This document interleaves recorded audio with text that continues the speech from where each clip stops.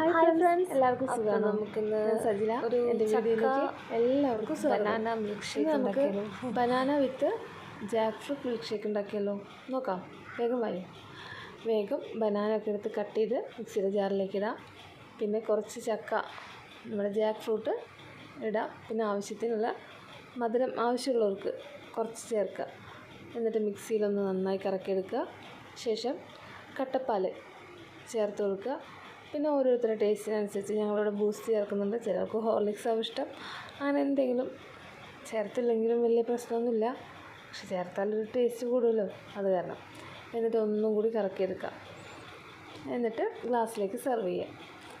അപ്പോൾ നമ്മുടെ shake ready ആയിട്ടുണ്ട് കേട്ടോ. പിന്നെ അലങ്കാരത്തിന് ആവശ്യമായിട്ടുള്ള നട്ട്സോ കിസ്മിസോ എന്ത് വേണമെങ്കിലും ചേർക്കാം.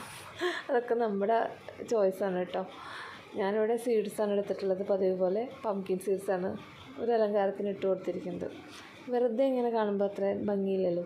നമുക്കിഷ്ടമുള്ള എന്തെങ്കിലുമൊക്കെ നട്ട്സൊക്കെ ഉണ്ടെങ്കിൽ ബദാമോ പിസ്ത അങ്ങനെയൊക്കെ ഉണ്ടെങ്കിൽ ഞങ്ങൾ പൊടിച്ചിങ്ങനെ മുകളിൽ ഇങ്ങനെ കിടക്കുമ്പോൾ കാണുമ്പോൾ തന്നെ എടുത്ത് കുടിക്കാൻ തോന്നുമല്ലോ, അങ്ങനെ.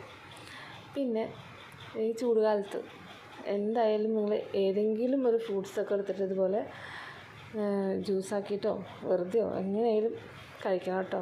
അത്ര കൊടും ചൂടാണ്. അപ്പോൾ എല്ലാവരും ട്രൈ ചെയ്യണം. ബായ്.